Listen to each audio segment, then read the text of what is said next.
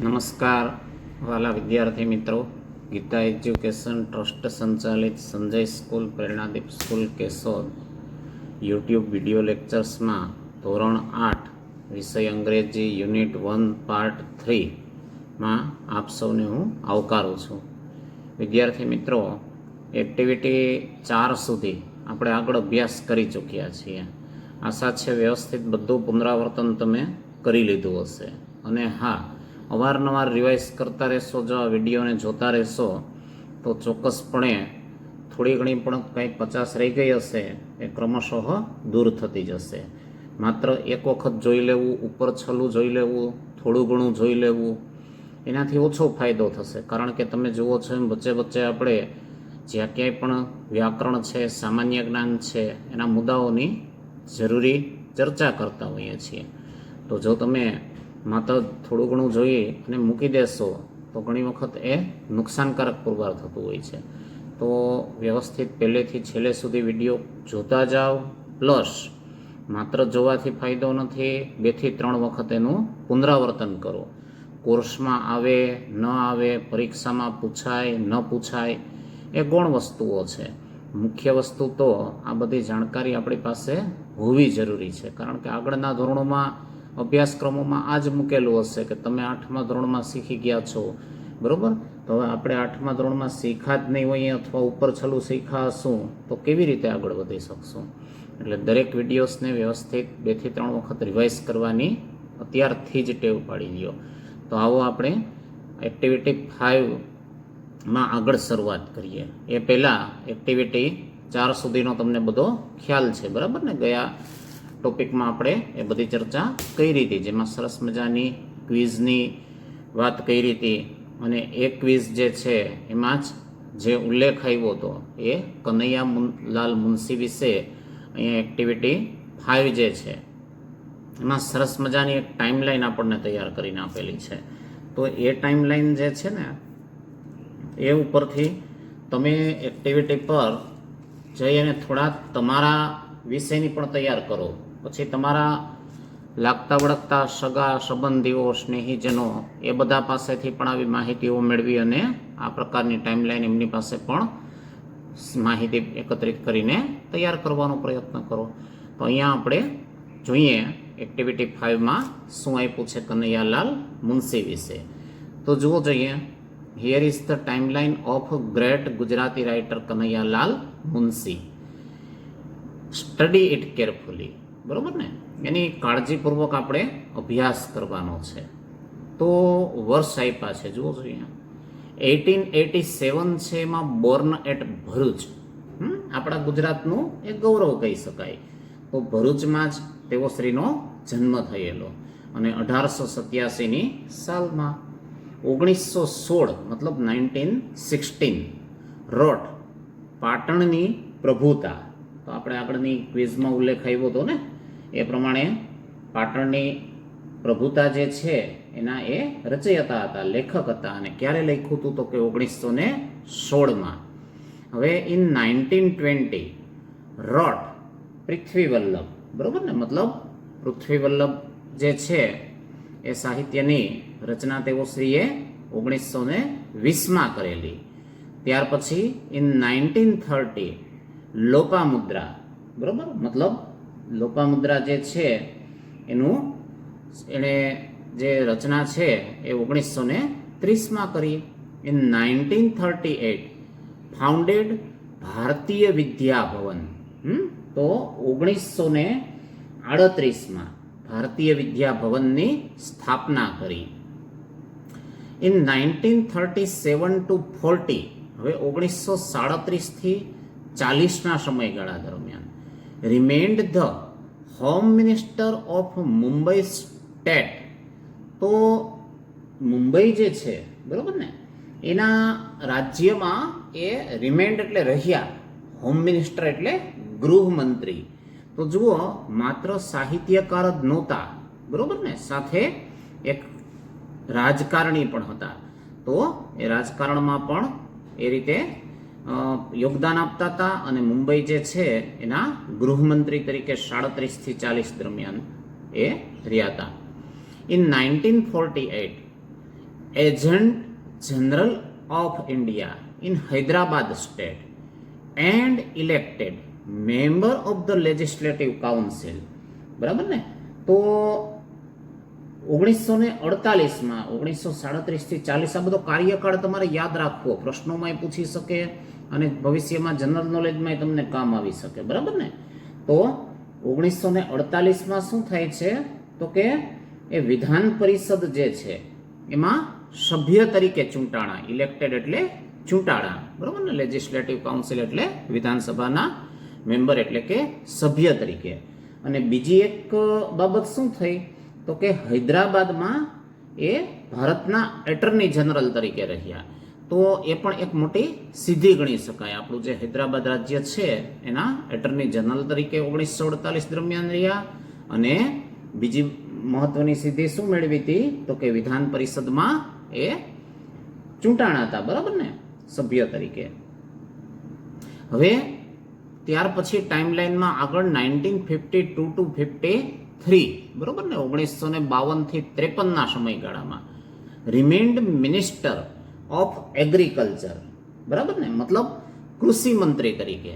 આગળ આવ્યું હતું જે મુંબઈમાં, એમાં શું હતા એ જુઓ, અહીંયા ઉપર આપ્યું છે હોમ મિનિસ્ટર. બરાબર ને? હવે 1952 થી 53ના સમયગાળા દરમિયાન શું થાય છે તો કે કૃષિ મંત્રી તરીકેની સેવા આપી. In 1952 two 57 રિમેન્ડ governor of Uttar Pradesh. તો એ પણ બહુ મોટો હોદ્દો ગણી શકાય. બરાબર ને? ઉત્તર પ્રદેશના ગવર્નર તરીકે 1952 થી 57ના સમયગાળા દરમિયાન તેઓએ સેવા આપી હતી. બરાબર ને? અને પછી he died in 1971 at his residence in Mumbai. તો મુંબઈમાં છેલ્લો જીવનકાળ એ વિતાવતા હતા, પસાર કરતા હતા. બરોબર? હવે એ દરમિયાન 1971માં પોતાના નિવાસ સ્થાને તેઓ શ્રીનું મૃત્યુ થઈ ગયું હતું. સપોઝ યુ મેટ હિમ. જુઓ, મીટનું ભૂતકાળ આવ્યું ને, મેટ. સપોઝ એટલે ધારો કે તમે એને મળ્યા હોત. When he was the governor of Uttar Pradesh, કે જ્યારે તેઓ ઉત્તર પ્રદેશના ગવર્નર હતા. મતલબ એની કારકિર્દીનો એ અંતિમ મુકામ કહી શકો ને, પડાવ કહી શકો ને, 1952 થી 57નો. ત્યાર પછી કોઈ ખાસ રાજકીય ક્ષેત્રે એણે યોગદાન આપ્યું એવું આ ટાઈમલાઈન બતાડતી નથી. અને 13-14 વર્ષના સમયગાળામાં જ એનું 1971માં અવસાન થઈ ગયેલું. તો એ સમયગાળો છેલ્લો જે ગવર્નર તરીકેનો હતો એ દરમિયાન ધારો કે તમારે એમને મળવાનું થાય, તો what questions would you ask him. બરોબર ને? તો તમે એને કયા પ્રશ્નો પૂછો? તો સ્વાભાવિક છે કે આવી મહાન વ્યક્તિને મળવાનું થાય તો એ આપણા માટે એક મોટી સિદ્ધિની વાત કહેવાય. બરોબર? તો એમાંથી આપણને ઘણી પ્રેરણા મળતી હોય છે અને આપણને ઘણા પ્રશ્નો પણ ઉદ્ભવતા હોય છે. તો જે કોઈ પણ પ્રશ્નો અહીંયા હું લખું એ જ તમારે લખવા એવું જરૂરી નથી. તમને જે કંઈ પણ એમને પૂછવા લાયક પ્રશ્નો આ ટાઈમલાઈન ઉપરથી, એની સિદ્ધિઓ ઉપરથી મળે એ તમે એને પૂછી શકો. બરાબર ને? જેમ કે આપણે કહીએ છીએ કે ભાઈ તમે આ સિદ્ધિ સુધી પહોંચ્યા તો એ માટે તમે તમારો જે પ્રેરણા સ્ત્રોત છે, બરાબર ને, એ કયો છે, અથવા તમે કોનામાંથી પ્રેરણા લઈ અને આ ક્ષેત્રમાં આગળ વધ્યા, અથવા તમે લેખન, એમાં બે કારકિર્દીમાં વળાંકો જોઈએ ને તમે. એક તો એ લેખન ક્ષેત્રે પણ બહુ આગળ પડતું કરી શકાતા કામ, અને એવી જ રીતે રાજકીય ક્ષેત્રે. તો બંને ક્ષેત્રે અલગ અલગ પણ તમે પૂછી શકો કે ભાઈ લેખન ક્ષેત્રે તમે જે કંઈ પણ આ બધા સરસ મજાના લેખ વગેરે લખ્યા, તો એ પાછળ તમે કોને તમારા રોલ મોડેલ ગણો છો. બરાબર ને? એવી જ રીતે રાજકીય ક્ષેત્રે તમે આટલી સિદ્ધિ મેળવી, બરાબર, તો એ પાછળ તમે કોને યશ આપવા માગો છો. પછી એવા પ્રશ્નો પણ પૂછી શકો કે તમારા જીવનના એવા કયા પ્રસંગ છે કે જેને તમે જીવનભર ભૂલી શકો એમ નથી. એવો પ્રશ્ન પૂછી શકો કે ભાઈ એવો કયો જીવનમાં પ્રસંગ બન્યો છે કે જેને તમે જીવનમાંથી ભૂલી જવા માગો છો. બરાબર ને? ઘણી વખત અમુક ઘટનાઓ એવી બનતી હોય કે આપણે પોતે પ્રયત્ન કરીએ કે હવે આ તો જટ ભૂલાઈ જાય તો સારું, અને અમુક ઘટનાઓ જીવનમાં એવી બનતી હોય છે કે એને જીવનના છેલ્લી ક્ષણ સુધી આપણે યાદ રાખતા હોઈએ છીએ. તો એવા પ્રશ્નો પણ તમે એને પૂછી શકો છો, બરાબર ને. એવી રીતે અહીંયા સપોઝ એણે પાટણની પ્રભુતા છે, બરાબર, લોપામુદ્રા છે, પૃથ્વીવલ્લભ છે, એ સાહિત્યનું સર્જન કર્યું એ ગુજરાતી ભાષામાં કર્યું છે. તો તમે પૂછી શકો કે, કારણ કે ઘણા લેખકો આ રીતે કરતા હોય છે, તો તમે બીજી કોઈ ભાષાઓમાં આ રીતે બુક્સ લખી છે એવું તમે પ્રશ્ન પૂછી શકો ને. પછી અહીંયા સપોઝ એ એક લેખક છે, સાહિત્ય સર્જક છે, બરોબર ને, અને છતાંય એક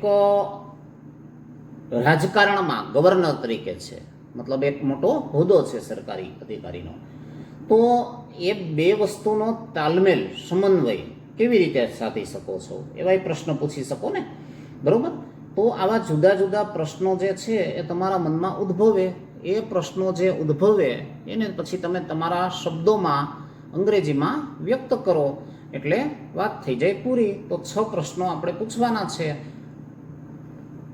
પણ હમણાં મેં તમને કીધું એમ અહીંયા જે હું કરાવું એ જ લખવા જરૂરી નથી, એ હું તમને એક્ઝામ્પલ આપું છું. એવી રીતે તમે તમારી રીતે પણ બનાવો પ્રશ્નો અને પછી મને મોકલો તો મને વધારે ખ્યાલ આવશે, બરાબર ને.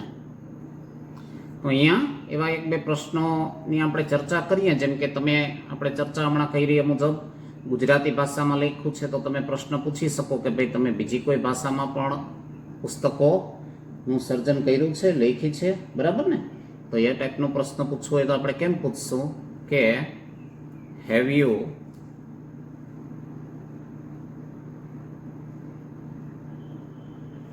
written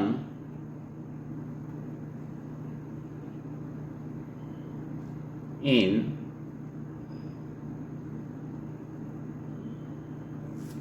other than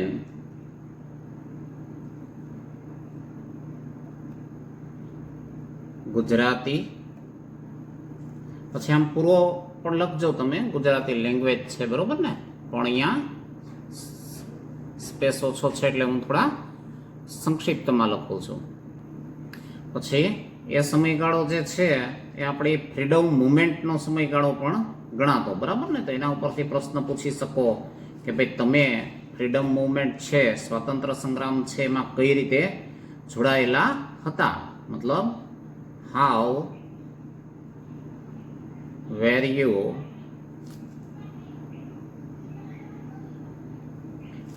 you associated with our freedom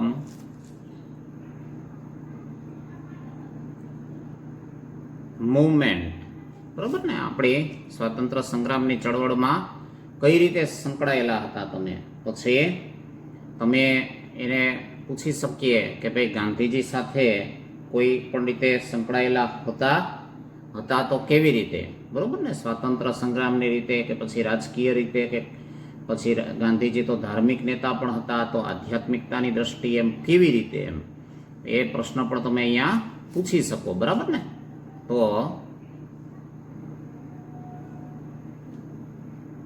wear you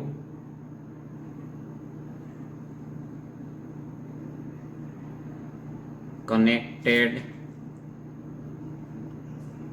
with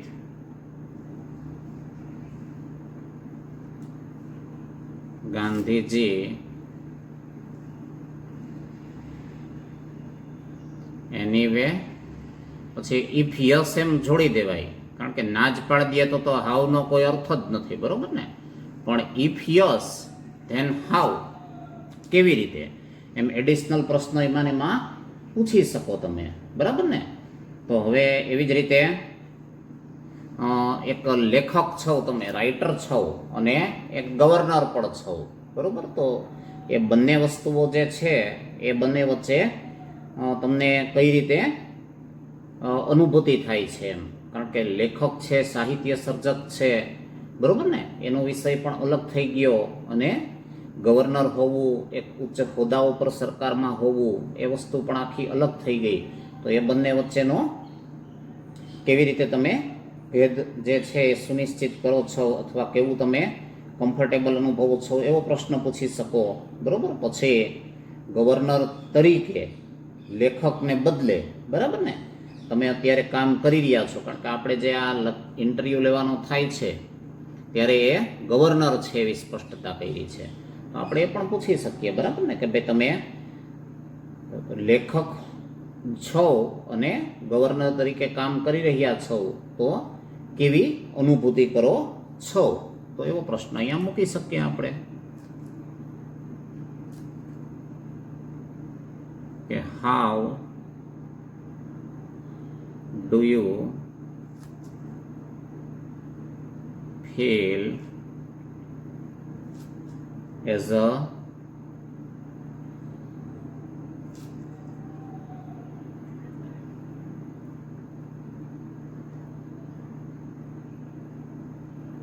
governor in spite of શું હતા રાઇટર,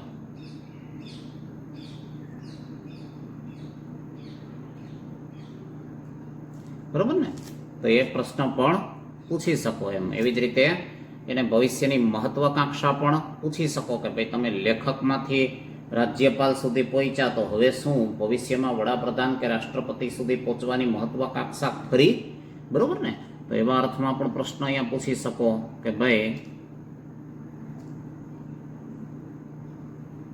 વોટ્સ યોર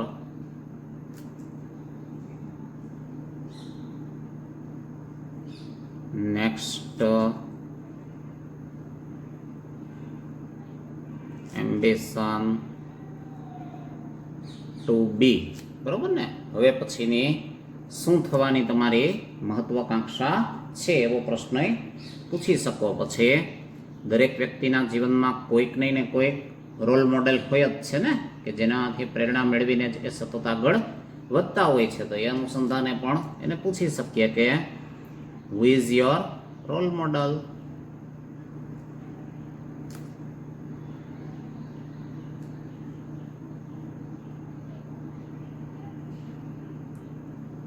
બરોબર ને, એવી જ રીતે તમારો આજની યુવા પેઢીને શું સંદેશો છે, બરોબર ને, મતલબ what is your message to the youth generation of today, એવા ઘણા પ્રશ્નો તમે કરી શકો. પણ અહીંયા આપણને 6 માટે જગ્યા આપી છે, તો આ 6 પ્રશ્નો મેં આપ્યા છે, એ રીતે તમે તમારી રીતે પણ વિચારીને થોડા લખવાનો પ્રયત્ન કરો, બરાબર ને.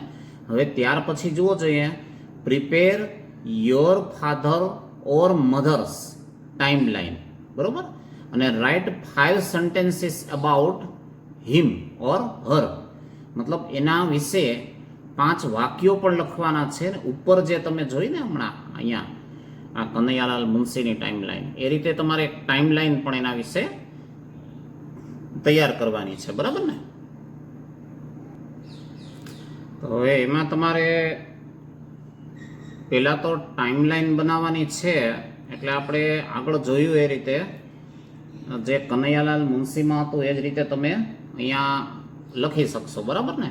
તો એમાં તમે કરશો શું પહેલાં તો કે જેમ એમાં તો જન્મની વાતથી શરૂઆત થઈ તેમ અહીંયા પણ તમે માતા કે પિતાના જન્મથી શરૂઆત કરી અને ક્રમશઃ જીવનના ઘટનાક્રમોને લખી શકો, બરાબર ને. અહીંયા દાખલા તરીકે આપણે માતાની બનાવવી હોય તો માતાની અથવા પિતાની બનાવી શકો, બરાબર ને. અહીંયા સપોઝ હું માતાની ટાઈમલાઈન બનાવું છું, પછી એ જ રીતે તમે પિતાની બનાવીને મને મોકલજો, બરાબર. તો અહીંયા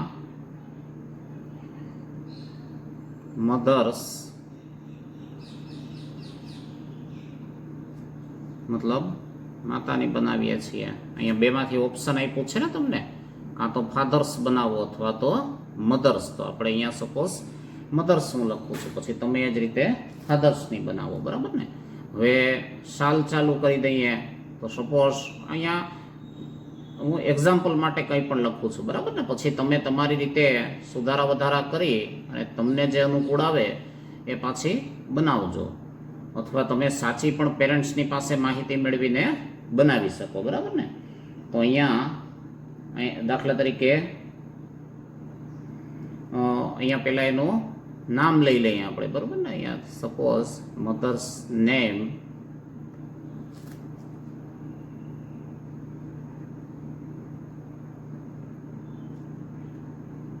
સવિતાબેન ત્રિપાઠી. અહીંયા ઉદાહરણ માટે હું કંઈ પણ લખું છું, બરાબર. તમે બને ત્યાં સુધી સાચી લખો તો વધુ સારું, પેરેન્ટ્સ પાસે માહિતી મેળવીને. હવે એ પછી 1980 લીધું આપણે, બરાબર, 1980, બરાબર. તો એમાં એનો જન્મ જ્યાં ક્યાંય પણ થયો છે એ માહિતી આપી દો. તો બોર્ન ઇન, ધારો કે સુરતમાં જન્મ થયો છે, કે રાજકોટ, વડોદરા, જુનાગઢ, XYZ, બરાબર ને. જે કંઈ પણ છે તમે માહિતી સાચી મેળવીને લખો એ રીતે. હવે ત્યાર પછી સામાન્ય રીતે 5 વર્ષે સ્કૂલમાં દાખલ થાય, બરાબર ને. પછી 10 વર્ષે 10મું ધોરણ પાસ, મતલબ 15 ને એકાદું વર્ષ આગળ પાછળ થતું, એટલે એપ્રોક્સિમેટલી 16 વર્ષ જેવો આમાં ગાળો ઉમેરી અને તમે એનું SSC પાસ બતાડી શકો ને. મતલબ ઇન 1996, બરાબર ને, 1996 passed her SSC exam from GSEB, બરાબર ને. મતલબ આપણું ગુજરાત સેકન્ડરી એજ્યુકેશન બોર્ડ. હવે એવી જ રીતે 1998 પછીના 2 વર્ષે જનરલી 12મું ધોરણ પાસ કરી શકે, એટલે પાસ્ડ હર HSC એક્ઝામ. ત્યારે ગુજરાત આપણું હાયર સેકન્ડરી બોર્ડ લાગુ પડી જશે ને, GHSEB, બરાબર ને. અને સેકન્ડરી એન્ડ હાયર સેકન્ડરી ઘણી વખત ભેગું પણ લખતા હોય છે, એટલે અહીંયા એ કંઈ ઉલ્લેખ ન કરો તોય ચાલશે, બરાબર. હવે પછી તો કે 3 વર્ષ થાય આના પછીના, એટલે શું થતું હોય તો કે 98 એટલે 99, બરાબર ને. પછી શું થશે, 2001 આવી જશે ને. તો 2001 ત્યારે શું કર્યું હશે એણે, તો કે પોતાનું ગ્રેજ્યુએશન પૂરું કર્યું હશે, બરાબર ને.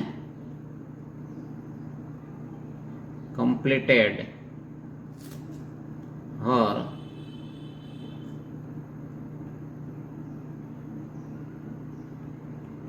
ગ્રેજ્યુએશન. 3 વર્ષ થયા ને 12મા પછી 3 વર્ષે ગ્રેજ્યુએશન પૂરું થાય. પછી સપોઝ ઘણી વખત ટેકનિકલ શિક્ષણ માટે જતા હોય તો અમુક પ્રોફેશનલ લાયકાત માટે જતા હોય, જેમ કે BEd છે, PTC છે, વ્યવસાયિક લાયકાતો. પછી પોસ્ટ ગ્રેજ્યુએશન પણ કરતા હોય છે, બરાબર. ધારો કે પોસ્ટ ગ્રેજ્યુએશન આપણે બતાડવું છે તો 2003, 2 વર્ષ હોય છે ને, તો એ 2 વર્ષમાં એણે કમ્પ્લીટેડ હર PG લખ્યું છે ટૂંકમાં, બરાબર ને. મતલબ પોસ્ટ ગ્રેજ્યુએશન. પછી ત્યારે 1 વર્ષનો BEdનો કોર્સ આવતો હતો, બરાબર ને. એટલે હવે 2 વર્ષ થઈ ગયા છે, તો ત્યારે 1 વર્ષનો હતો, એટલે એ રીતે લખી શકો કે ઇન 2004 કમ્પ્લીટેડ હર BEd મતલબ બેચલર ઓફ એજ્યુકેશન, મતલબ જે શિક્ષક માધ્યમિકમાં થવું હોય, બરાબર ને, તો એ માટેની એ યોગ્યતા થઈ. જો પ્રાથમિકમાં શિક્ષક થવું હોય તો જેમ PTC હોય છે એમ અહીંયા BEd થયું, બરાબર ને. તો 2004માં BEd પૂર્ણ કર્યું. હવે એ પછી 1 કે 2 વર્ષમાં આપણે બતાડી શકીએ કે એને શિક્ષક તરીકેની નોકરી મળી ગઈ છે, બરાબર. તો અહીંયા સપોઝ 2006 લખી નાખીએ, તો joined as an assistant teacher in a government high school. બરાબર ને, કે પછી હાયર સેકન્ડરી પણ લઈ શકો. અહીંયા પોસ્ટ ગ્રેજ્યુએશન બતાવ્યું છે આપણે એટલે, બરાબર. પણ અહીંયા આ બધું કાલ્પનિક હું લખું છું, તમે પછી તથ્યો સાથે બધું લખજો, બરાબર, માતા અથવા પિતા વિશે સાચું. હવે એ રીતે થઈ જાય પછી જનરલી શું થતું હોય તો કે એ સપોઝ જે સમયગાળો છે એમાં 25-26 વર્ષનો સમયગાળો પણ વીતી ગયો છે, બરાબર ને. એટલે એ દરમિયાન આપણે બીજો ઘટનાક્રમ જે ટાઈમલાઈનમાં લેવાનો છે વચ્ચે 2004 પછી અથવા કમસે કમ હવે તો લઈ જ લેવો પડે, બરાબર ને, કે જેમાં સામાન્ય રીતે એના લગ્ન થતા હોય છે. તો એ અહીંયા બતાડી દઈએ કે 2007 married with my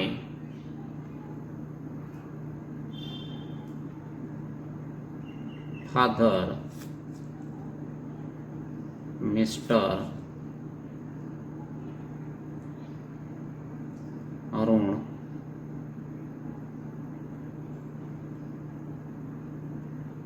ત્રિપાઠી, બરોબર ને. એવી રીતે તમે એ લખી શકો. પછી 2007 જે છે એ પછીનો સમયગાળો છે, એમાં સામાન્ય રીતે ટાઈમલાઈન જે છે એમાં આ બાળકના જન્મ વિશે પણ ઉલ્લેખ કરી શકતા હો. 2008 છે કે 2009 છે, બરાબર ને. તો એમાં ગેવ બર્થ ટુ મી.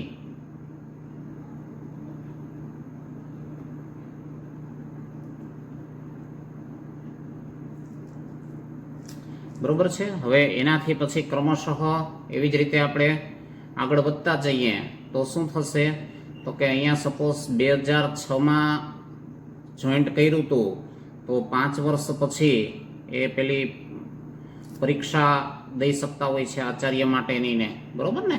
એટલે એ ટાઈમલાઈનમાં તમે આગળ લખી શકો. હવે એ દરમિયાન ધારો કે 2010નો ઘટનાક્રમ એકાદો, ટૂંકમાં જે ઇવેન્ટ સારા હોય ને એ બધા તમે એમાં બતાડી શકો. જેમ કે બોટ અ હાઉસ, બરોબર, ઘર જે છે એની ખરીદી કરી. પછી એવી જ રીતે ક્રમશઃ આગળ વધીએ તો 2006માં એણે જોઈન્ટ કર્યું હતું એટલે 2011 અથવા 12માં પ્રમોટેડ એઝ પ્રિન્સિપાલ એવું પણ લખી શકો. આચાર્ય તરીકે પ્રમોશન મળ્યું.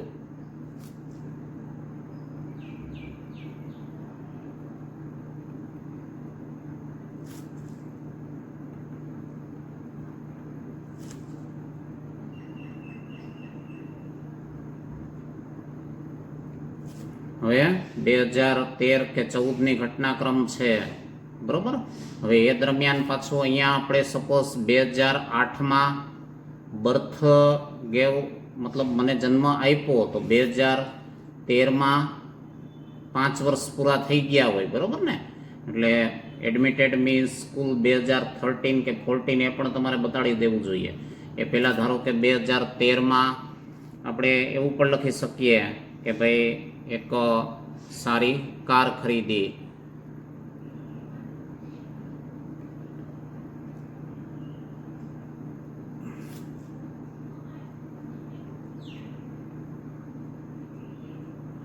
Bought a nice car for us, બરોબર ને.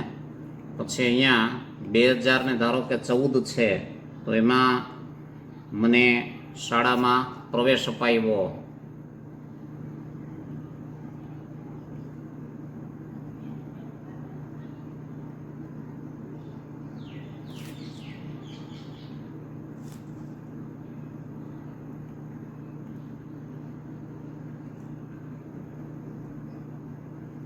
આ ટાઈપનું આમાં તમે ઘણું લખી શકો છો, બરાબર ને, ટાઈમલાઈનમાં. હવે એ 2014 થયું પછી અહીંયા સપોઝ 14ને પછી આગળ હવે 2020 આવે છે તો એ દરમિયાનનો હજી કોઈ એવો ઇવેન્ટ હોય, ઘટનાક્રમ હોય તો એનું પણ અહીંયા તમે વર્ણન કરી શકો છો, બરાબર. તો ક્રમશઃ તબક્કાવાર આ રીતે તમારે આમાં એની એક ટાઈમ લાઈન બનાવી. એ ટાઈમ લાઈન પરથી હવે આપણે શું કરવાનું છે તો કે એના વિશે 5-7 વાક્યો લખવાના છે. તો હવે વિદ્યાર્થી મિત્રો આપણને જે આના ઉપરથી 5 વાક્યો તૈયાર કરવાના કીધા છે ને, એ તમે આ બધી ટાઈમલાઈન બનાવી છે એના આધારે સરળતાથી કરી શકશો, બરાબર ને. અહીંયા આપણને સૂચના જે આપી હતી એ મુજબ શું કરવાનું હતું તો કે રાઇટ 5 સેન્ટેન્સીસ, બરાબર, અબાઉટ હિમ ઓર હર. મતલબ અહીંયા આપણે માતા વિશે લખ્યું છે તો માતા વિશે સેન્ટેન્સ, ને પિતા વિશે લખ્યો તો પિતા વિશે, બરાબર ને. તો આપણે એ વિશે 5 વાક્યો લખવાના છે. તો ફર્સ્ટ ઓફ ઓલ આપણે શું કહેશું, આપણું જરાક 1-2 વાક્ય પહેલાં પરિચય આપી દેવો પડશે ને, પછી આપણે આપણા માતા પિતા વિશે કહીએ, બરાબર ને. તો આપણે કહી શકીએ કે ભાઈ માય નેમ ઇઝ, તમે જાતે જ્યારે લખો ત્યારે તમારું સાચું નામ લખો તોય વાંધો નહીં. અહીંયા હું એક્ઝામ્પલ માટે માત્ર લખું છું, બરાબર ને, કે my name is Arun.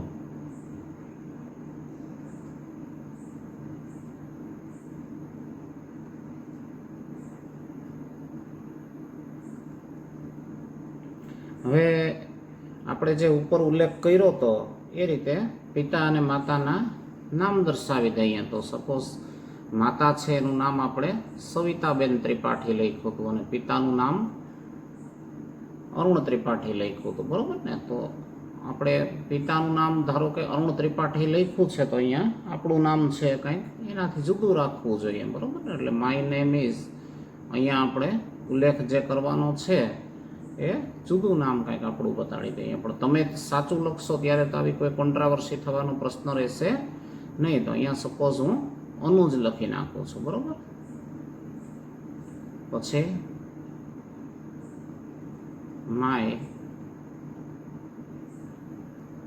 Parents, બરાબર ને, મતલબ મારા માતા પિતા are mister Arun Tripathi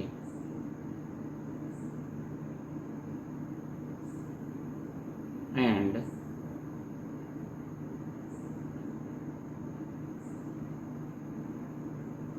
Mrs. હવે માતાનું નામ જે છે આપણે સ્ટાર્ટિંગમાં લખ્યું છે ને અહીંયા આગળ સવિતાબેન ત્રિપાઠી, બરોબર ને.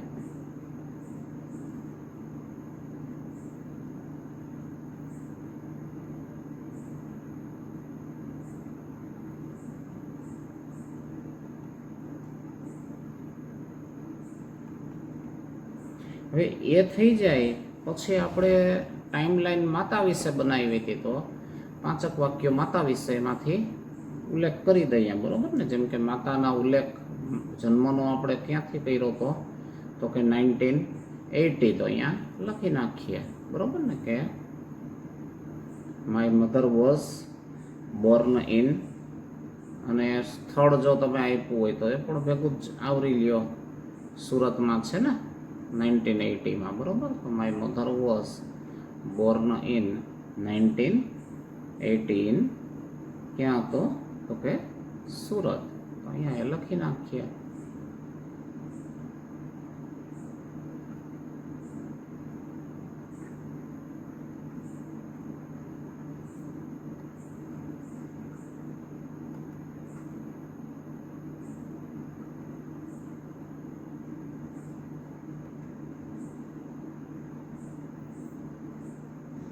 બરોબર.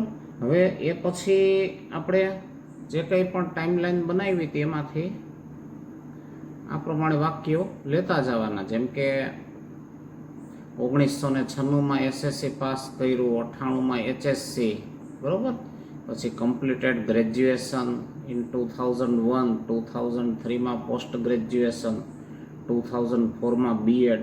હવે એ બધું તમે કરશો તો પાછો પ્રશ્ન શું થશે તો કે થોડુંક જે લખાણ છે ને એ વધી જશે, બરાબર ને. એટલે એમાંથી ને આપણે જરૂરી મુદ્દાઓ છે એને જ આવરી લઈએ, એટલે જેથી કરીને બહુ લખાણ ન વધી જાય. જેમ કે એસએસસી એચએસસી એ બધા કરતાં વધારે મહત્ત્વનું એ પોસ્ટ ગ્રેજ્યુએશન અને બીએડ કર્યું એટલે એને આ જે જોબ છે મળી હતી, બરાબર ને? તો એ અનુસંધાને સીધો એનો જ ઉલ્લેખ કરી દઈએ એમ.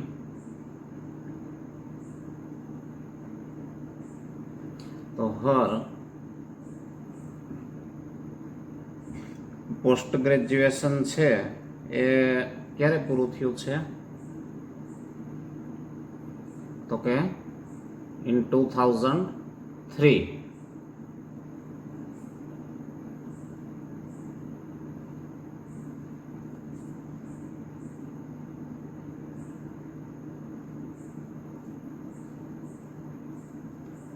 was completed in 2003. She also completed her B.Ed in 2004. આપણે ઉપર લખ્યું છે ને 2004માં બીએડ પણ પૂર્ણ કરી લીધું ને પછી 2006માં એણે જોબ જોઈન્ટ કરી છે એવું પણ આપણે અહીંયા ઉલ્લેખ કર્યો છે, બરાબર ને? તો એ પણ અહીંયા લખી નાખીએ કે C joined in a government school as assistant teacher in 2006. 2006માં મદદનીશ શિક્ષિકા તરીકે એ સરકારી શાળામાં જોઈન્ટ થઈ ગયા, બરાબર ને? એટલે એ પણ મહત્વનો મુદ્દો આવી ગયો ને. પછી 2007માં જેમ કે મેરેજ છે તો એ પણ જીવનનો અગત્યનો તબક્કો છે અને 2008માં જે બાળકને જન્મ આપવો, બરાબર ને, એ પણ એના માટે મહત્વની બાબત કહી શકાય. તો એનો પણ અહીંયા ઉલ્લેખ આપણે કરી શકીએ કે C got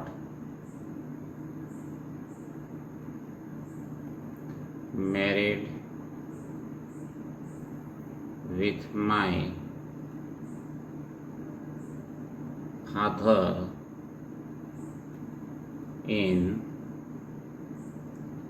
2007 and gave me birth in 2008. આપણા જીવનના અગત્યના ઘટનાક્રમો છે, બરાબર ને? પછી આ 2010માં હાઉસ ખરીદવું, બરાબર, એ લખવું હોય તો એ પણ લખી શકો.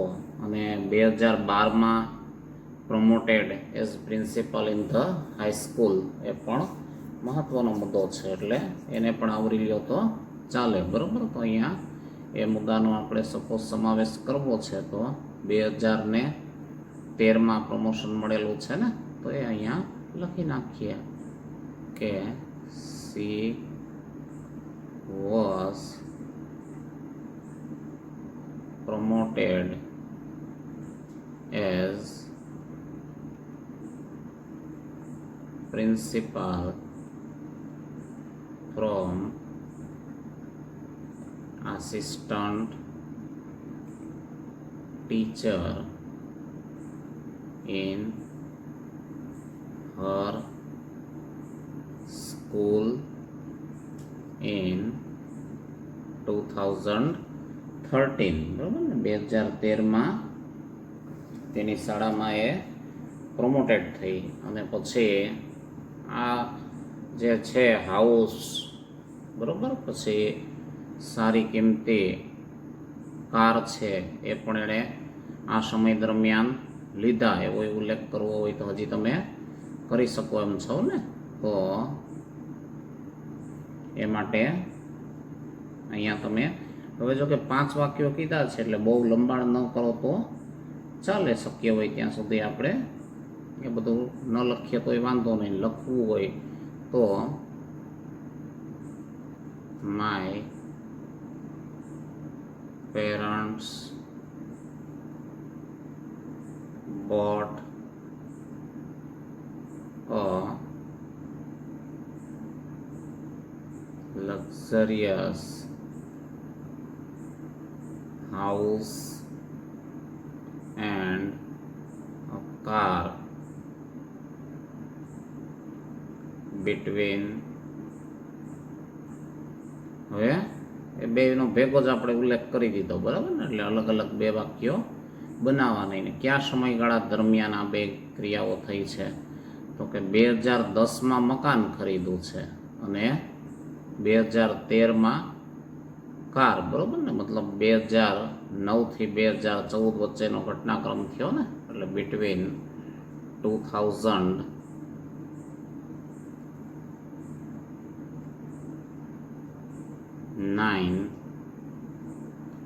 to 2014 એવું તમે ઉલ્લેખ કરી શકો. ને મને પ્રાથમિક શાળામાં એ પણ માતા પિતા માટે ગૌરવની વાત હોય ને, તો got me admitted in primary school in 2014, બરોબર ને?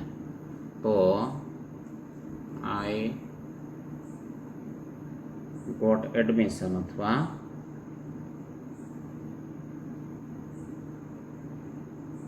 they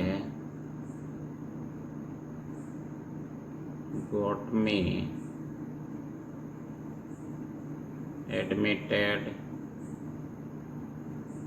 in a primary school in, ને કઈ સાલ છે છેલ્લે? તો કે 2014.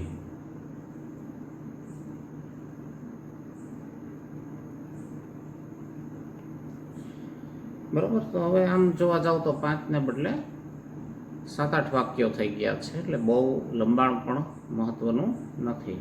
તો એટલું આપણે એમાં લખીએ, બરાબર ને? તો તમે એ પ્રમાણે તમારા મૌલિક વિચારો અહીંયા મેં કીધું ને એમ જાતે પાછા તૈયાર કરો. ખાલી મેં જે લખ્યું છે જોઈને ઉતારી નાખશો તો એનાથી ને પછી બહુ ફાયદો નથી થવાનો, બરાબર ને? તો એક સંદર્ભ થયો છે. ત્યાં મેં સવિતાબેન લખ્યું છે, તો તમે રિયલમાં માતાનું નામ લખો, રિયલમાં પિતાનું નામ લખો, રિયલમાં તમારું નામ લખો, અને આખી સરસ મજાની એ રીતે તમે ટાઈમલાઈન બનાવી શકો, બરાબર ને? તો એ પ્રયત્ન કરશો ને તો ફાયદો થશે.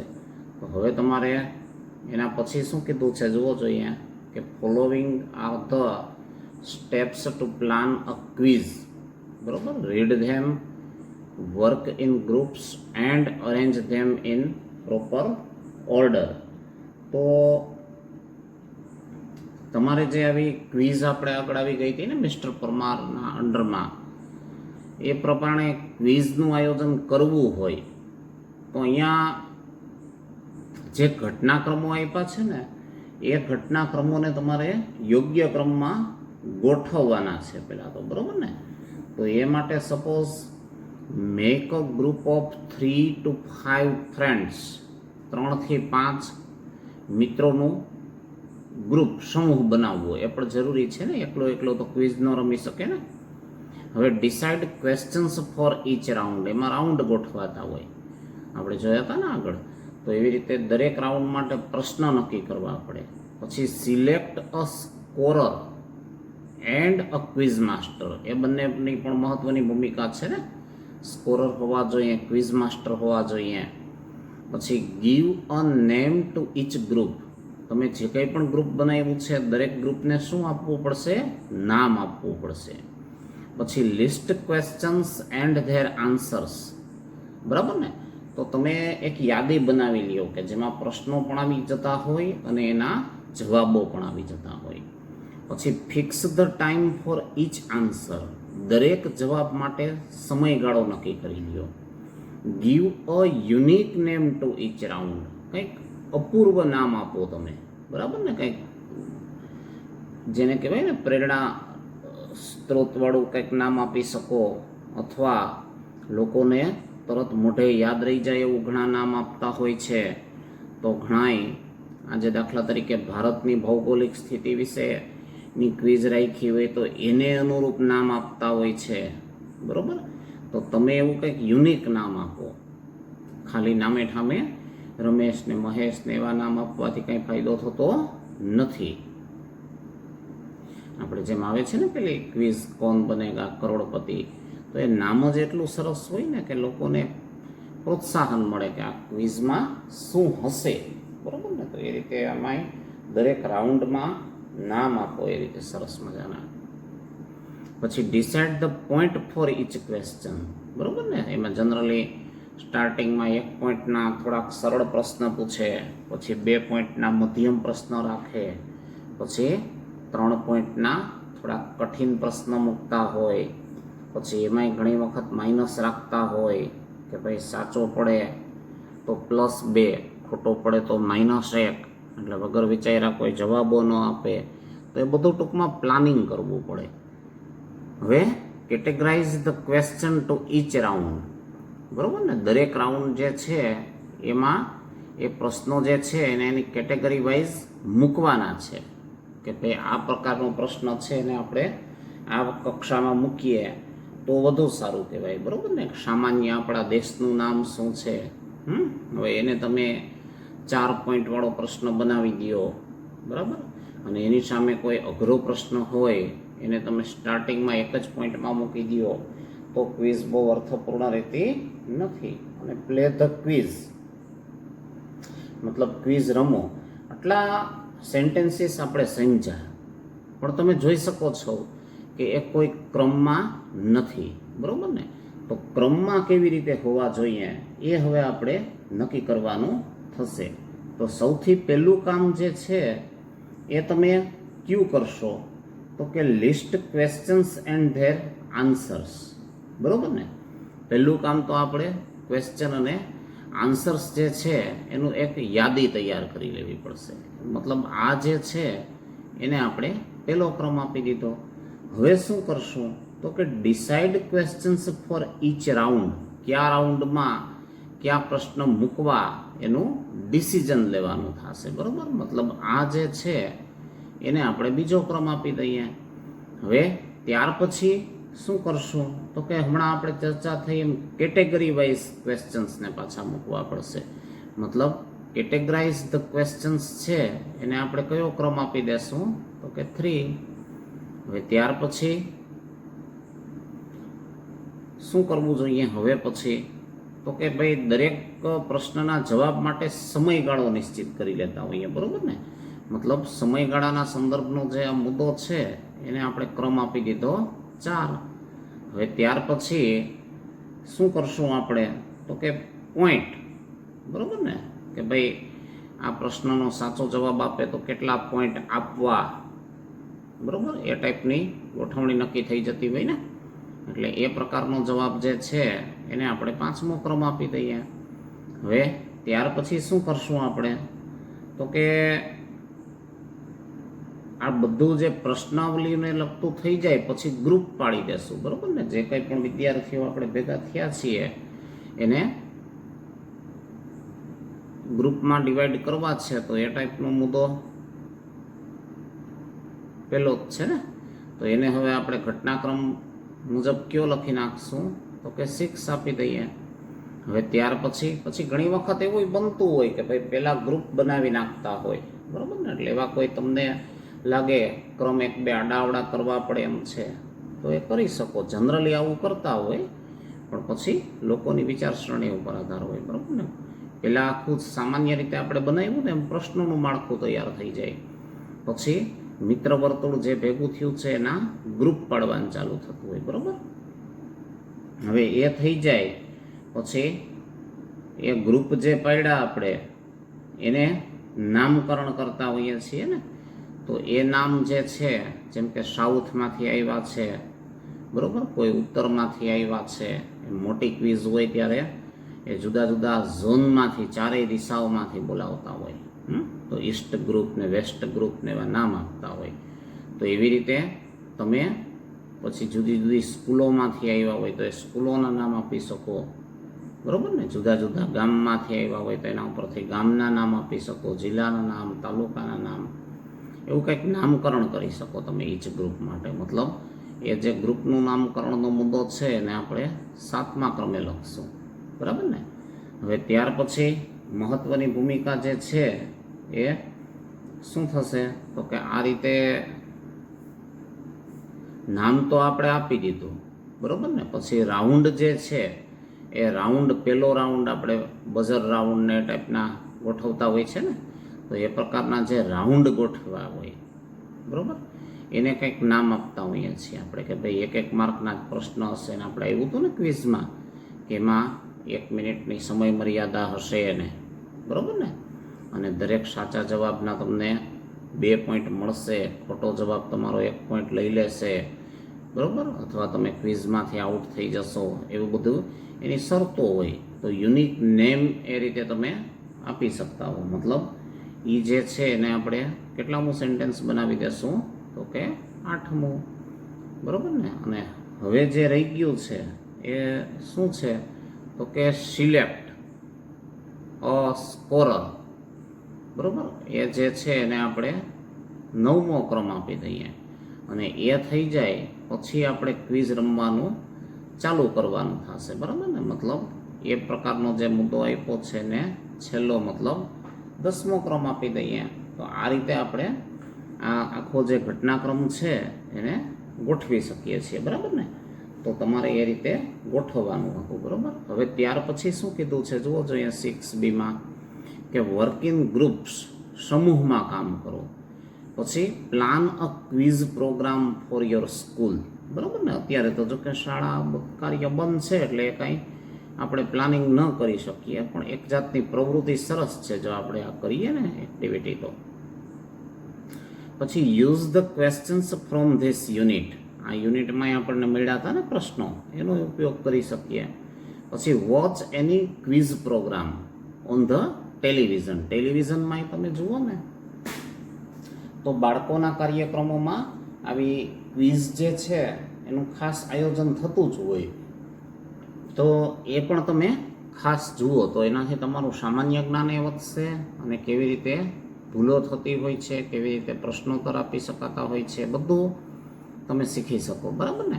Listen carefully to the instructions for different rounds, તો એમાં જુદા જુદા રાઉન્ડ જે છે એ માટે જે સૂચના આપવામાં આવતી હોય છે એને પણ કેરફુલી, મતલબ કાળજીપૂર્વક સાંભળો. પછી organise a quiz in your class, બરાબર ને? તો વર્ગખંડો આપણા ચાલુ થાય ત્યારે આપણે કંઈક આવો પ્રયત્ન કરશું, પણ અત્યારે એ તમે તમારી રીતે એવી ઘરે ને ઘરે શક્ય હોય તો ક્વિઝ ચોક્કસ કરો, બરાબર ને? એ આખો પ્રવૃત્તિનો વિભાગ હતો. હવે 6C જે છે એમાં જુઓ જોઈએ નીચેના પ્રશ્નોના ઉત્તરો માટે વિકલ્પો બનાવો. મતલબ ઊંધું છે. સામાન્ય રીતે શું હોય તો કે પ્રશ્ન આપણને આપ્યો હોય અને જવાબો માટે વિકલ્પો આપ્યા હોય, બરાબર ને? પણ અહીંયા આગળ એનાથી ઉલટી પ્રોસિજર આપી છે આપણને કે તમે પ્રશ્ન આપ્યો છે તો એમાં નજીકના હોઈ શકે જવાબો એવા 4 વિકલ્પો તમારે મૂકવાના છે, જાતે ટૂંકમાં બનાવવાના છે વિકલ્પો, બરાબર? તો અહીંયા સપોઝ હુ ઇઝ ધ, પેલો પ્રશ્ન છે રાઇટર ઓફ ધ મહાભારત, બરાબર ને? મહાભારતના રચયિતા કોણ હતા? તો મહાભારતના રચયિતા જે છે એના સંદર્ભમાં હવે તમે 4 વિકલ્પો મૂકવાના છે, બરાબર ને? તો એ 4 વિકલ્પો જે છે એમાં તુલસીદાસ છે કે પછી વાલ્મીકી છે કે પછી સુખદેવજી છે, બરાબર ને? એ ટાઈપના નામ તમે મૂકી શકો. પછી તમારે એની નોલેજ સારું હોય તો એ નજીકના બધા નામ મૂકો, ઓછું નોલેજ હશે તો તમે દશરથ ને રામ ને એવું મૂકી શકતા હો, અર્જુન ને બધું, બરાબર? પણ એવું મૂકશો તો જે જવાબ આપનાર છે એ સરળતાથી એમાંથી સાચો જવાબ ગોતી શકશે.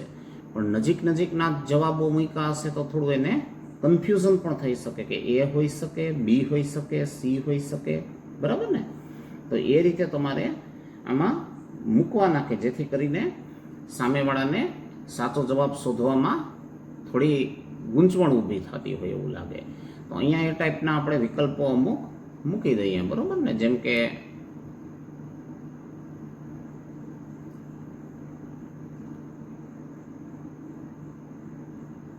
વાલ્મીકી છે, આમ તમે જાણો છો ને કે એણે રામાયણના રચયિતા હતા અને આ મહાભારત છે, પણ છતાંય ઘણી વખત ભૂલ કરી શકે, બરાબર ને. એવી રીતે તુલસીદાસ છે તો એણે રામાયણોમ લખ્યું હતું, તો અહીંયા તમે એનું નામ લખી શકો છો, બરાબર ને. એવી જ રીતે સુખદેવજી છે અને વેદવ્યાસ છે, બરાબર ને, એનું પણ નામ તમે આમાં લઈ શકો.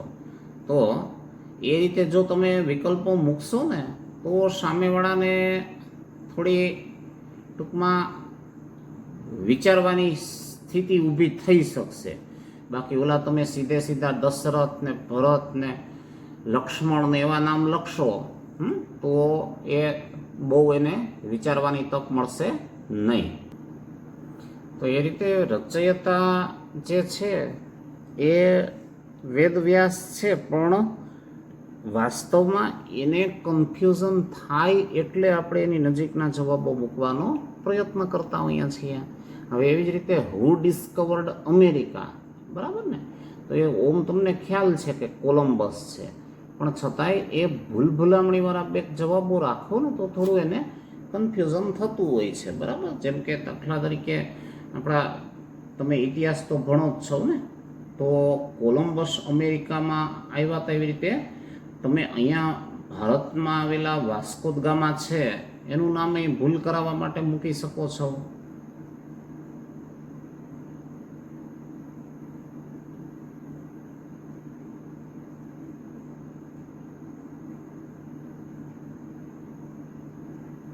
પછી બીજા ઓપ્શન તરીકે ધારો કે તમે કોલમ્બસને લઈ લો, બરોબર. હવે એવી રીતે એકાદા આવા તમે લાગુ પડતા હોય એવા આવા ઇતિહાસના શોધકોના નામ લખી નાખો, જેમ કે ફર્નાન્ડો છે.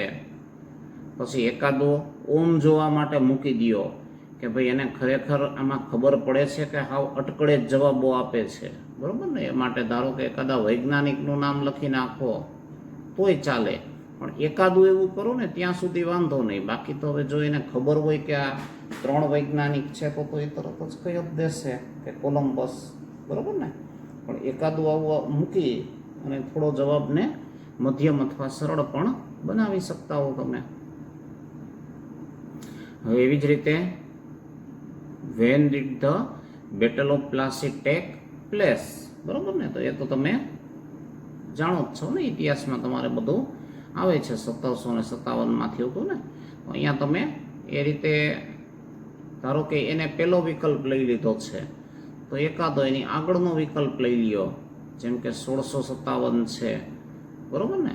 એકાદો એના પછીનો વિકલ્પ લઈ લ્યો, જેમ કે 1857 છે, અને એકાદી બીજી એવી કોઈ સાલ યાદગાર હોય એવી લઈ લ્યો, જેમ કે 1852 છે, બરાબર. એટલે આવા વિકલ્પો તમારે ટૂંકમાં બનાવવાના હતા, બીજું કાંઈ આમાં છે નહીં. હવે ત્યાર પછી જુઓ જોઈએ, now frame questions from the option given below. અહીંયા ઓનાથી ઉલટી પ્રોસિજર થઈ, બરાબર ને. ક્વિઝમાં પ્રશ્નના જેમ ઓપ્શનોનું મહત્વ છે એવી રીતે ઓપ્શનો આપ્યા હોય તો એના ઉપરથી હવે તમારે શું બનાવવાનું છે તો કે પ્રશ્ન બનાવવાના છે.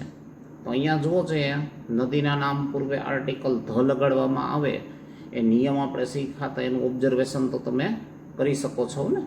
તો હવે now frame questions from the options given below, એમાં ઓપ્શન શું આપ્યા છે, જેમ કે પહેલું છે ધ તાપી, બીજું છે ધ મહીસાગર, ત્રીજું છે ધ નર્મદા અને ચોથું છે ધ વાત્રક. તો હવે આ 4 ઉપરથી તમે ભૂગોળ ભણતા હો એટલે તમને થોડોક અંદાજ આવી ગયો હશે, બરાબર ને, કે આમાંથી તમે પ્રશ્ન બનાવવો છે તો શું બનાવી શકો. તો કે ભાઈ આ 4માંથી કઈ નદી મધ્યપ્રદેશમાંથી પસાર થાય છે, બરાબર ને. હવે એવી રીતે બીજો કોઈ પણ કરી શકો, જેમ કે નર્મદા છે એ ગુજરાતમાંથી આવે છે, ગુજરાતમાં પણ આવેલી છે, તો કઈ નદીનું ગુજરાતમાં અસ્તિત્વ છે બહારથી આવતી હોય એવી, બરાબર? એવા કંઈક પ્રશ્ન એવા બનાવો કે જેથી કરીને એમાં પછી પાછું એમાંય જોવાનું કે બે વિકલ્પ તાપી પણ લાગુ પડતું હોય તો એ પાછો જવાબ હોઈ શકે નહીં. એટલે એ બધું થિંકિંગ કરી અને એના આધારે તમે એકાદો પ્રશ્ન બનાવી શકો. જેમ કે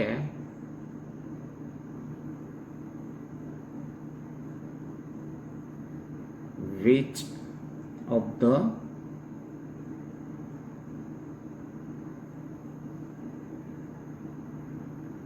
following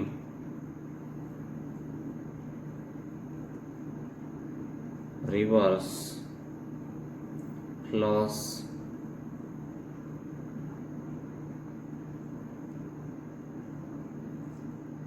from Madhya Pradesh?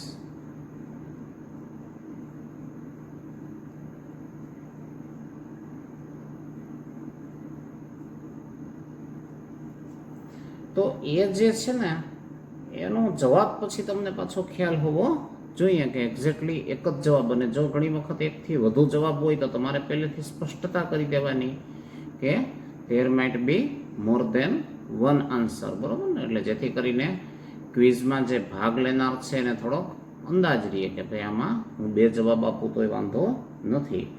હવે એવી રીતે બીજું જુઓ જોઈએ, કલ્પના ચાવલા છે, સુનિતા વિલિયમ્સ છે, રાકેશ શર્મા છે અને યુરી ગાગરીન છે. તો આ જે નામ આપ્યા છે, બરાબર ને, તો એના ઉપરથી તમારે પ્રશ્ન બનાવવો હોય તો તમે જાણો છો ને, આપણે પાઠમાં આગળ ચર્ચા કરી હતી 1 ફેબ્રુઆરી 2003, બરાબર ને? 1, 2, 3 ટૂંકમાં યાદ રાખવું હોય તો એમાં આપણા જ ભારતીય મૂળના કલ્પના ચાવડા છે, એમનું અવકાશમાંથી પરત આવી રહ્યા હતા ત્યારે અવસાન થઈ ગયું હતું, બરાબર?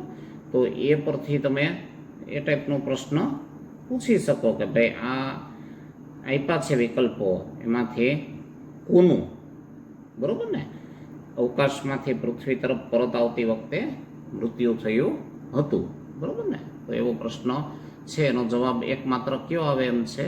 કલ્પના ચાવલા, બરાબર? તો એ રીતે પ્રશ્ન મૂકીએ આપણે.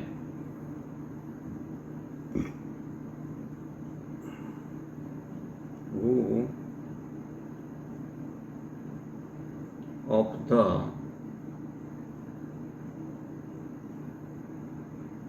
following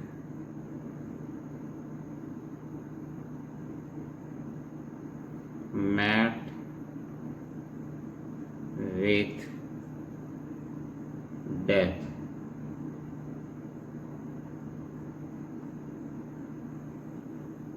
While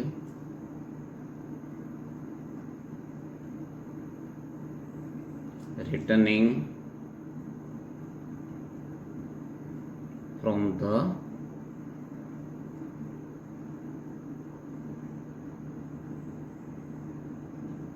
space to earth, બરાબર ને? મતલબ અવકાશમાંથી પૃથ્વી પર આવતી વખતે આમાંથી કોનું મૃત્યુ થયું? એટલે સરળતાથી જેની પાસે જાણકારી હશે જવાબ આપી શકે એમ છે ને, કે બાકીના ત્રણને બાદ કરતા કલ્પના ચાવલા સાથે આવી દુર્ઘટના ઘટી હતી. હવે એવી રીતે ત્રીજામાં જુઓ, ઓપ્શન આપ્યા છે કોમ્પ્યુટર, લેપટોપ, ટેબ્લેટ્સ અને મોબાઈલ, બરાબર ને? તો એમાં તો તમે સરળતાથી કહી શકો એમ છો ને કે ભાઈ એમાં જે વાતચીત કરવા માટે જો વધારે પ્રચલિત હોય તો એ કયું સંસાધન છે? તો કે મોબાઈલ છે, બરાબર ને? પછી હવે તો જો કે ટેકનોલોજી પ્રમાણે લાઈવ ચાટ ને બધું થતું હોય છે આમાં ટેબ્લેટમાં અને લેપટોપમાં અને, બરાબર ને? પણ મુખ્ય આ રીતે સંદેશાના આદાન પ્રદાન માટેનું કયું થયું? તો કે મોબાઈલ, બરાબર? તો એના ઉપરથી એવો પ્રશ્ન તમે મૂકી શકો કે ભાઈ which of the following is a talking gadget?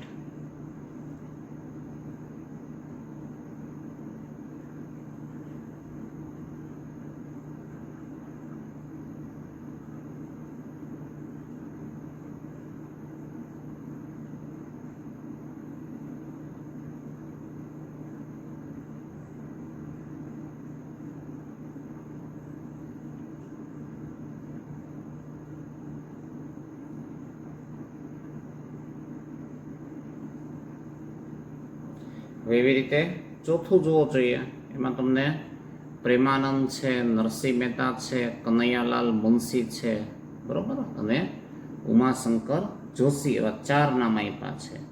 તો એના ઉપરથી તમારે કોઈ પણ એની રચનાઓ છે, અહીંયા દાખલા તરીકે હમણાં કનૈયાલાલ મુનશી છે, બરાબર ને, તો હવે એની રચના આપણે જોઈ હતી કે પૃથ્વી વલ્લભ, બરાબર, તો એનો પ્રશ્ન તમે પૂછો તો એમાં બાકીના 3 લાગુ પડવાના જ નથી, સમજી શકાય એવી વાત છે ને.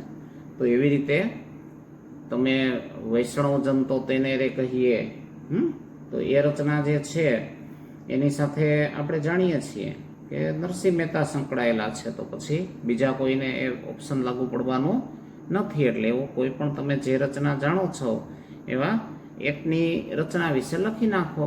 અહીંયા દાખલા તરીકે આપણે હમણાં ઉપર પાઠમાં જ આવી ગયું હતું ને, જેમ કે લોપામુદ્રા છે, બરાબર, અથવા પૃથ્વી વલ્લભ છે, અથવા તો જાણીતી રચના પાટણની પ્રભુતા છે. એના ઉપરથી પ્રશ્ન સરળતાથી તમે મૂકી શકો છો. તો who wrote પાટણની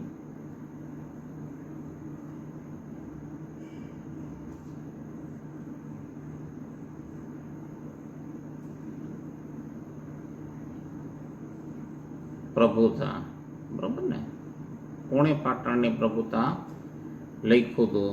તો એ જે છે એનો જવાબ આપણે જાણીએ છીએ કે અહીંયા હમણાં આપણે જે શીખ્યા એ મુજબ એક જ કનૈયાલાલ મુનશી જ લાગુ પડે એમ છે, બરાબર ને. એટલે તમે સરળતાથી જવાબો જે છે એ આપી શકતા હો. પડો આ બધામાં થોડો આ રીતે વિચાર કરવો જરૂરી છે. જો તમે ખોટી ઉતાવળ કરશો તો બહુ અર્થ રહેતો નથી. તો અહીંયા આપણે પ્રશ્ન શું મૂક્યો હતો કે who wrote પાટણની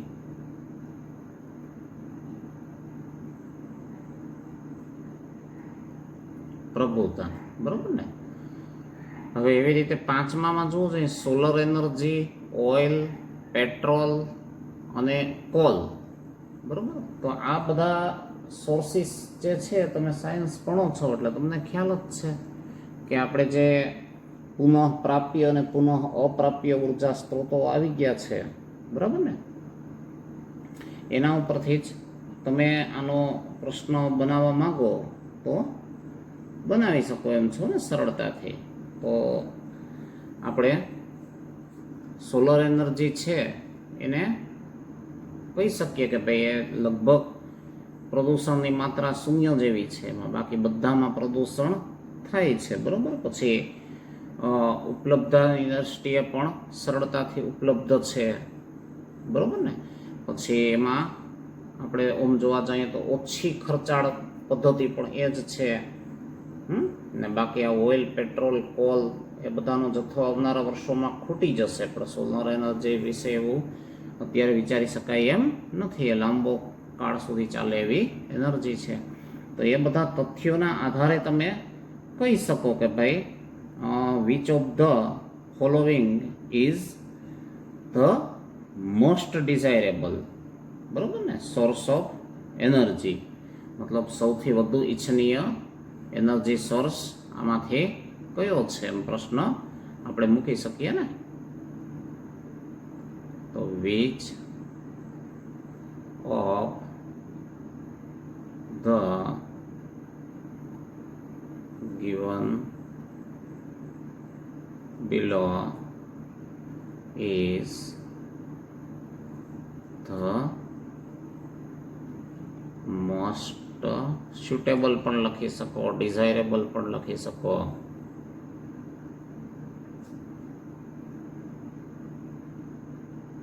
સોર્સ ઓફ એનર્જી, બરોબર ને. એટલે એનો જવાબ સોલર એનર્જી જ આવવાનો છે. હવે છઠ્ઠું જુઓ જો અહીંયા સીએનજી આપ્યું છે, પીએનજી આપ્યું છે, એલપીજી આપ્યું છે અને પેટ્રોલ આપ્યું છે, બરોબર ને. તો એમાં તમે જાણો જ છો બધું આ કમ્પ્રેસ્ડ નેચરલ ગેસ છે, બરાબર ને? તો એ બધા જે છે એ ગેસ ફોર્મેટો છે. એલપીજી આપણે ઘર વપરાશમાં લઈએ છીએ કે પછી પેલો પાઇપ દ્વારા જે મોકલવામાં આવે છે પીએનજી, એ બધા ગેસ ફોર્મેટ છે. અને એની સામે જે પેટ્રોલ છે, બરાબર, એ કયું છે તો કે liquefied.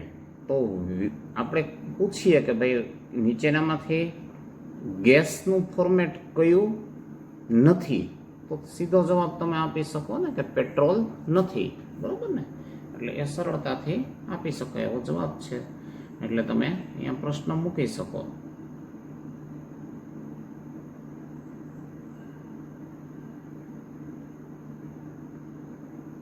Which of the following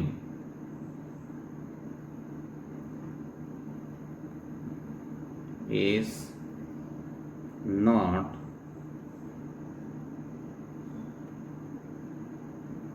in the form of gas? વાયુ સ્વરૂપમાં કયું નથી? તો પેટ્રોલ છે. તો તમે પંપે પુરાવા જાવ એટલે જ તમને ખબર છે. હવે એવી રીતે પોરબંદર છે, અહેમદાબાદ છે, કરમસદ છે, નડિયાદ છે, બરાબર ને? તો એના ઉપરથી આપણને પ્રશ્ન પૂછવાનું કહે તો આમાંય તમે તમારી રીતે વિચારી શકો કે દાખલા તરીકે ગાંધીજીનું જન્મસ્થળ પૂછવું છે તમારે, તો પોરબંદર ઉપરથી પ્રશ્ન મૂકી શકો કે વેર મહાત્મા ગાંધીજી બોર્ન, બરાબર ને? અને કરમસદ છે એને ધ્યાનમાં રાખીને સરદાર પટેલ છે એનું જન્મસ્થળ પણ પૂછી શકો કે ભાઈ Sardar Patel was Born in dash, બરાબર. પછી સાબરમતી આશ્રમને ધ્યાનમાં રાખીને અહેમદાબાદનો પ્રશ્ન પૂછવો હોય તો એ પૂછી શકો. એટલે આવા ઓપ્શન જે છે ને એમાંથી એવો પ્રશ્ન મૂકવાનો કે જેથી એનો જવાબ એક જ નિશ્ચિત થવો જોઈએ, બે એક સાથે થવા જોઈએ નહીં, બરાબર ને? તો આના ઉપરથી આપણે એ ટાઈપનો એકાદો પ્રશ્ન અહીંયા મૂકી દઈએ, જેમ કે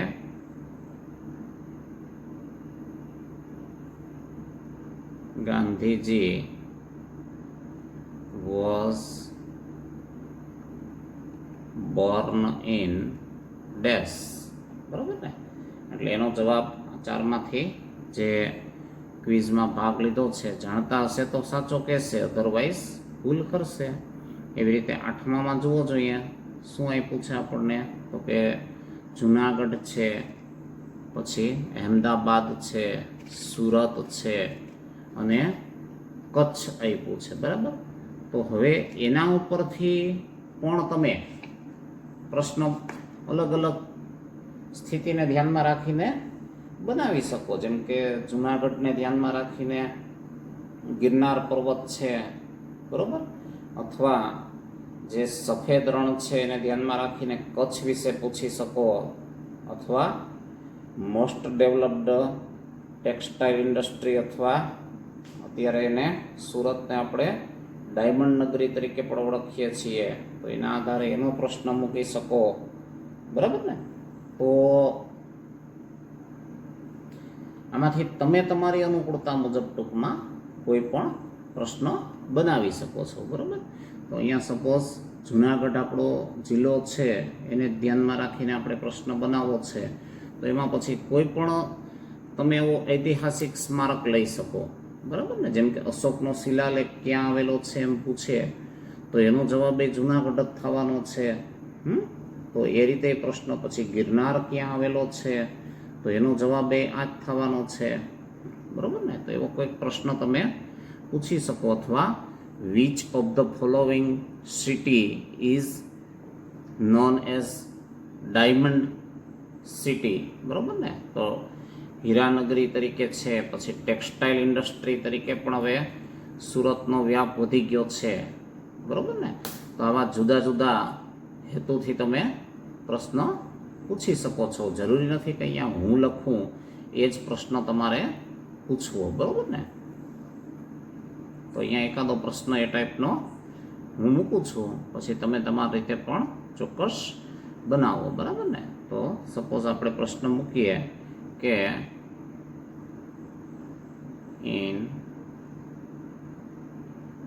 which of the following cities, મતલબ નીચેનામાંથી કયા શહેરોમાં ધ માઉન્ટેન ગિરનાર એક્ઝિસ્ટ્સ, બરાબર, મતલબ ગિરનાર પર્વત ક્યાં આવેલો છે. પછી મેં કીધું એમ અશોકનો શિલાલેખ ક્યાં આવેલો છે પૂછો તોય વાંધો નહીં, અથવા સફેદ રણ ક્યાં આવેલું છે એમ પ્રશ્ન પૂછો તો જવાબ પાછો કચ્છ આવી શકશે. આમ કોઈ પણ તમે પ્રશ્ન પૂછો અહીંયા, બરાબર ને, વિકલ્પો આપ્યા છે એમાંથી કંઈક એક જ ટૂંકમાં જવાબ લાગુ પડવો જોઈએ, એ આપણી એક શરત રહેશે.